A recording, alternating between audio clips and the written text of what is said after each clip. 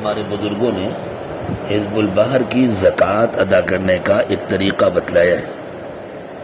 یہ محرم کا مہینہ ہے جو ختم ہونے والا ہے، سفر کا مہینہ، اگلا مہینہ جو سفر کا ہے، سفر کے مہینے میں 6، 7، 8 تاریخوں میں 3 دن روزہ رکھ کر اعتکاف کیا جاتا ہے، اور اعتکاف مسجد میں ہوتا ہے۔ صرف عورتوں کا اعتکاف گھر میں ہوتا ہے، مردوں کا جو بھی اعتکاف ہوتا ہے وہ مسجد میں ہوتا ہے۔ تو کسی مسجد میں 6، 7، 8 3 دن کا اعتکاف ہوگا۔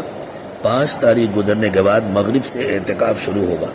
ان 3 دنوں میں حزب البحر کی زکوٰۃ اس طرح ادا کی جاتی ہے کہ سفر کی 5 تاریخ گزرنے کے بعد جب اعتکاف شروع ہوگا تو مغرب کے بعد ایک مرتبہ حزب البحر پڑھنا ہے، پھر عشاء کے بعد ایک بار پڑھنا ہے، اور پھر اگلے دن چاشت کی نماز کے بعد ایک بار پڑھنا ہے، یعنی صبح کے معمولات سے فارغ ہو کر پھر آرام کرنا ہے، پھر 10، 10:30 بجے اٹھ کر کے چاشت کی نماز پڑھنا ہے، کم از کم 4 رکعت، اور اس کے بعد ایک بار حزب البحر پڑھنا ہے۔ اسی طرح دوسرے دن اور تیسرے دن، تینوں دن کرنا ہے، اور پھر روزانہ ایک مرتبہ حزب البحر پڑھنا ہے۔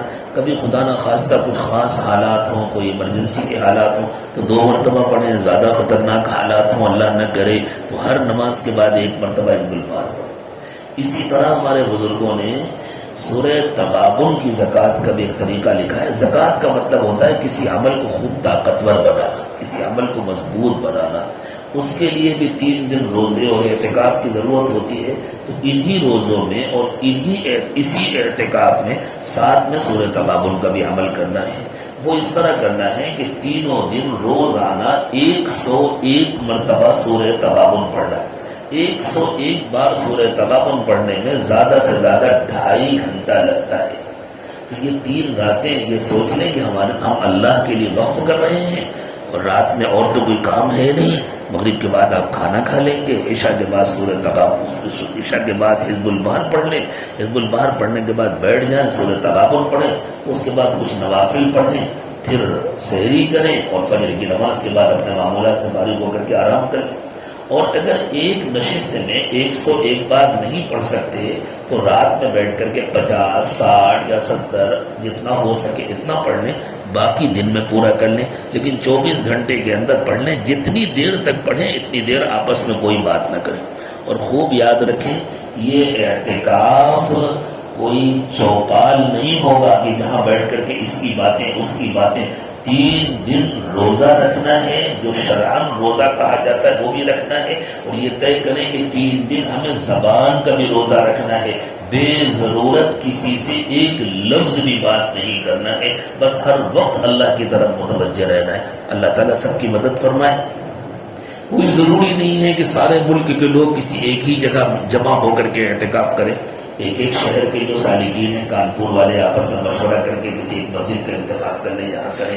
انشاءاللہ دہلی والے اپنے یہاں کسی مسجد کا اہتمام کر لیں گے، انتخاب کر لیں گے، وہاں کریں گے۔ کلکتے والے اپنے یہاں کریں گے، بنگلور والے اپنے یہاں کریں گے۔ کسی ایک مقام پر یہ عاجز بھی رہے گا، اور آپس میں آن لائن رابطہ رہے گا انشاءاللہ۔